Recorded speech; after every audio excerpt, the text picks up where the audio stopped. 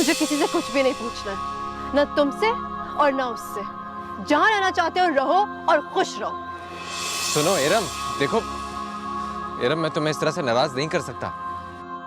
दुख तो सिर्फ इस बात का है कि अगर तुम किसी और लड़की में इन्वॉल्व थे तो तुमने मुझे क्यों धोखा दिया?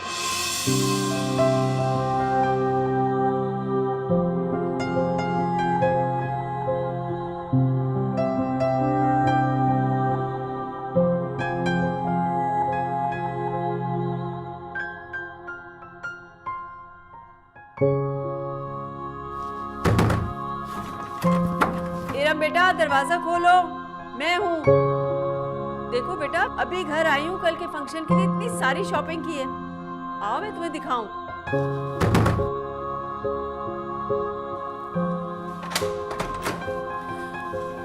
इरम, क्या बात हुई इरम? कुछ तो बताओ इरम, हुआ क्या है?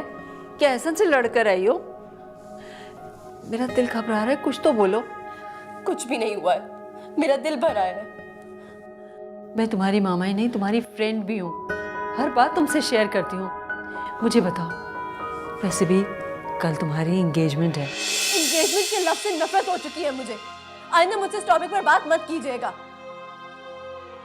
ये तुम क्या कह रही हो? अगर एहसन से लड़ाई हुई है तो मुझे बताओ।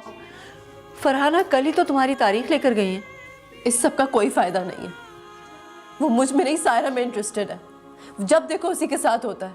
अब उस लड़की को कैंसर, इसमें मेरी क्या गलती है? जब देखो वो उससे हमदर्दी जताता रहता है, मेरी तरफ तो ध्यान देता ही नहीं है। कभी मुझे खुद से फोन नहीं करता, कभी मुझे कहीं लेकर नहीं जाता है। किस किस्म का रिश्ता है ये?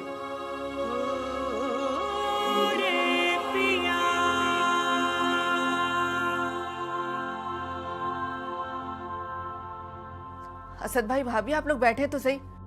गुस्से में इतने बड़े बड़े फैसले नहीं किए जाते। तुम लोगों ने पहले भी हमसे झूठ बोला और अब अनजान बन रहे हो। पहले एहसन के एक्सीडेंट का बहाना कर दिया और हम लोगों ने अहमकों की तरह यकीन कर लिया। सारे खानदान में रुसवाई हुई हमारी। कैसी बात करती हैं आप भाभी?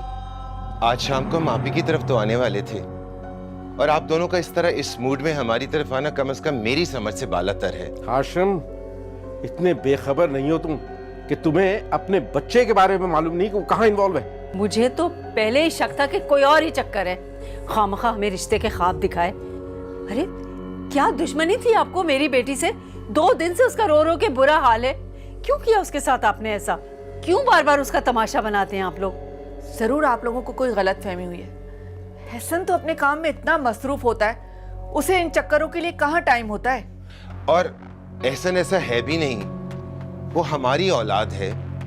कॉलेज लाइफ, यूनिवर्सिटी लाइफ में कभी किसी ने उसके किरदार पर उंगली नहीं उठाई, और आज जब वो मैच्योर हो चुका है, वो अपना बिजनेस देख रहा है, उसके पास इन खराफात के लिए वक्त कहाँ है।